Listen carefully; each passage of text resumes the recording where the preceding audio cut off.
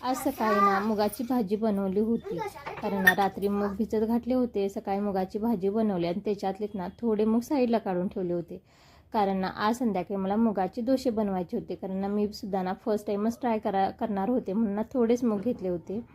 ते ना मिक्सरच्या भांड्यात घातलं आणि त्याच्यामध्ये मिरची घातली, 2-4 लसूण पाकळ्या घातल्या आणि आलं थोडं घातलं, कोथिंबीरसुद्धा घालून घेतली आणि व्यवस्थित ना छान मिक्सरला बारीक करून घेतला. नंतर ना आपल्या डोशाचा तवा असतो ना, त्याच्यावरती ना तवा गरम करायला ठेवला. त्याच्यावर ना थोडीशी तुपाची धार सोडल्याने पहिल्यांदा काढत आहे म्हणा, छोटंसंच काढून बघितलं. पहिल्यांदा घातला, थोडा पातळ झाला होता ना, त्याच्यामुळे ना थोडा तुटला, पण ना छान आला होता आणि दिसायलासुद्धा छान वाटत होतं म्हणा. नंतर नेक्स्ट टाईमला ना थोडासा मोठा काढला, थोडं तूप टाकून घेतलं आणि व्यवस्थित ना थोडासा मोठा पसरून घेतला आणि थोडं जाडसुद्धा काढला, कारण ना म्हणजे अजिबात तुटणार नाही. मग ना काढून घेऊन ना वरून ना थोडं ताट झाकून ठेवलं 1-5 मिनिट.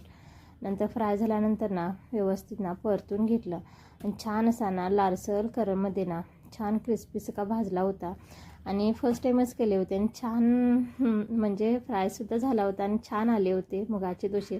जास्त काही बनले नव्हते, 1-4-5 असेच बनले होते, कारण की थोडेच मूग होते, त्याच्यामुळे छान झालं होतं. मग नंतर ना मी बाळाला खाण्यासाठी दिलं आणि त्याच्याबरोबर ना सॉससोबत खायला दिला मी डोसा. तुम्ही दह्यासोबतसुद्धा देऊ शकता. आणि व्हिडिओ आवडला नक्की लाईक आणि सबस्क्राईब करायला विसरू